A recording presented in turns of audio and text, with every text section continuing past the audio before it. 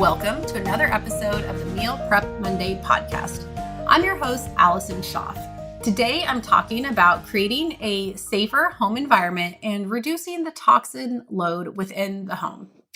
Before I get into the content, if you have not tried out our time-saving meal prep meal plans, you can head to prepdish.com/mpm. You'll get 2 weeks for free, no strings attached. You can try out our system of an organized grocery list, simple meal prep, and best of all, healthy, tasty meals that your whole family will love each night and just a stress-free meal environment. So if you have not tried us out, head to prepdish.com/mpm and give it a try.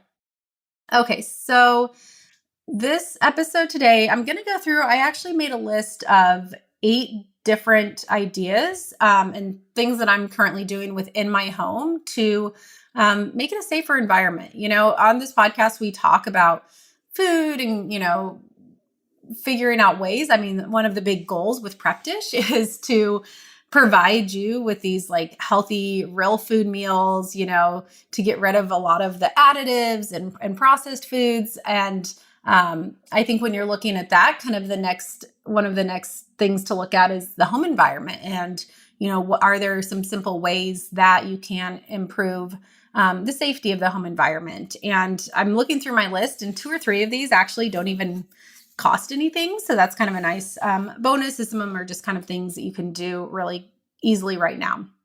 Okay, so the first one I'm going to start with, and this was from, I was listening to a podcast a few weeks ago, and that's what inspired this episode. Is this guy goes into homes and does audits of the home and gives suggestions on how to improve the health of the home, essentially. And it was interesting because a lot of the tips that he was giving, they were things that I was already doing, but some of them I had kind of forgotten, like, oh yeah, that is really like a healthy habit. So this first one is one of those, and that's removing your shoes when you enter the house. We've done this for years. I think we did it before kids, but we definitely became more like, strict about it with kids. Because I think before, like when guests would come over, we wouldn't really enforce it. But when you have a little baby crawling around on the floor, you kind of like think about it a little more. But the idea is that when you're outside, your shoes pick up so much gunk. And if you're walking in the grass and at a park, you have no idea what's been sprayed or, put on the ground. And so there's just so much that you can drag in. So a way to keep the home really clean is to not wear shoes in the house. I had a roommate several years ago, and she was Asian. So in that culture, that's very common. So I definitely started doing it then and really have never stopped. I just thought it's really, to me, it just makes sense. Once you get in the habit of doing, it's one of those things that really makes sense to me.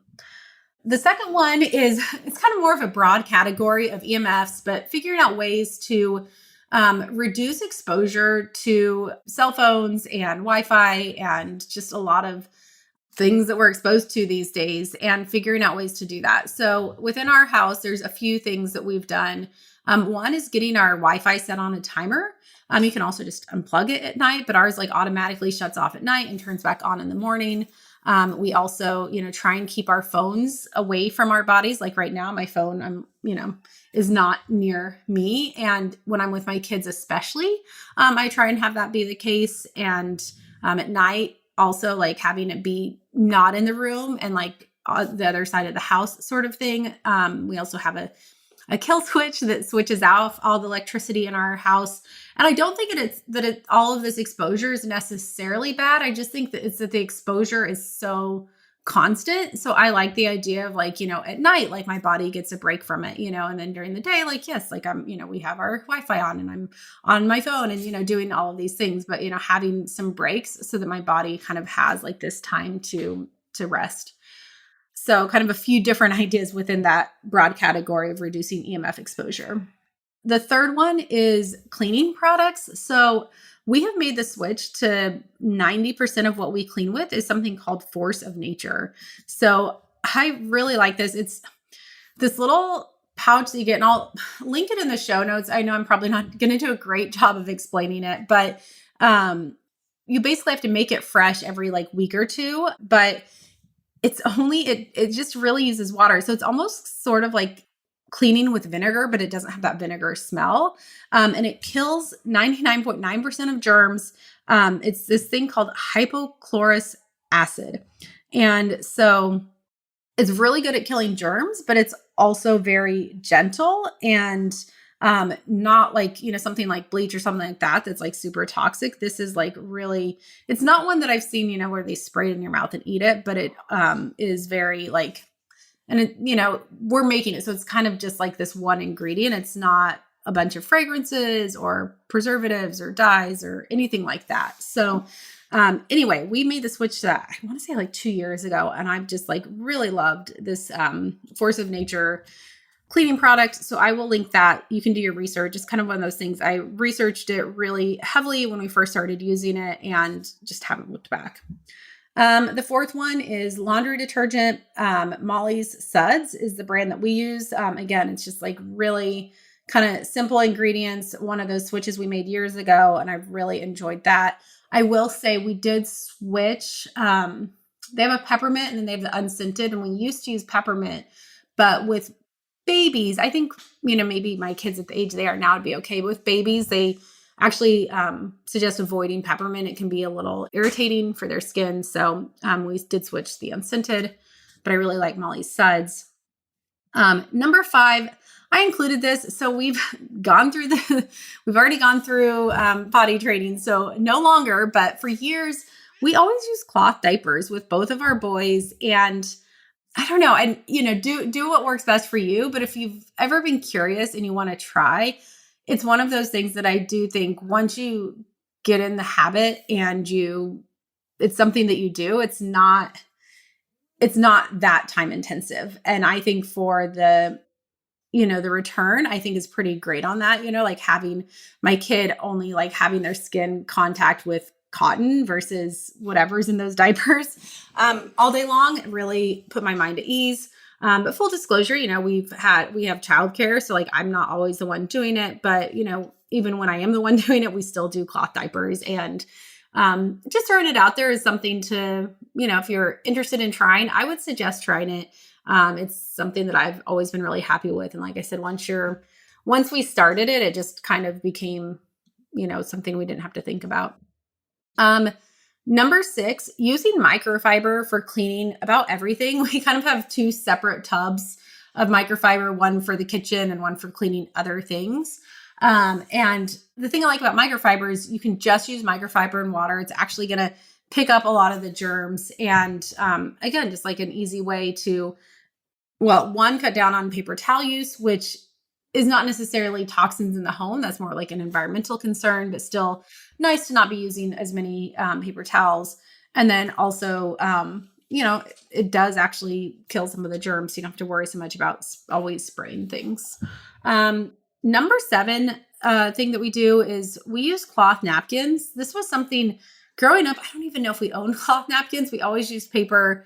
But my husband, I think growing up, always used cloth napkins. So we just got in the habit of using them and really like them. This one would also probably fall a little more under the category of like better for the environment versus toxins in the home. But again, it's something that we've been in the habit of. And I don't know. I like using cloth napkins. It also makes the meals feel makes the meals feel nicer, I guess you could say. I don't know if that's the right word, but, and then number 8. So this was the one I was kind of most excited about because it's one that I really do a lot. And I hadn't realized like, oh yeah, so it's opening the windows. And I know that I do it to like let in fresh air, quote unquote. Like we've probably all been told like, oh, I'm going to open some windows and let in some fresh air. And I know like when you paint or, we're going through a home renovation right now. So I'm constantly opening windows just to like let everything, there's probably a lot of like new furniture and things off gassing, but opening the windows helps a lot. And one of the reasons I also wanted to bring this up, and I don't think I'm going to do an entire episode on it, so this might be the episode, but there have been some things in the news about gas stoves and kind of what comes out of a gas stove and is that harmful to breathe. And one of the big things is crack open a window. So if you're sitting in a house and you haven't opened a window this week, I mean, I am constantly, especially right now in the spring, the summer is a little trickier in Texas because it never cools down, but right now, it's in the 60s overnight and in the mornings. And so I will have my windows open from sometimes like overnight and then definitely like in the mornings for as long as I can. But it really does do a good job of just kind of letting everything come through. And again, if you ever have new furniture, new paint, if you're running a gas stove, if you have a fireplace, like any of these things, even if it's a heavy cleaning day, if there's just anything that's coming into the home, opening those windows and letting things come in. I mean, even if you have, we do have a few air filters in the house.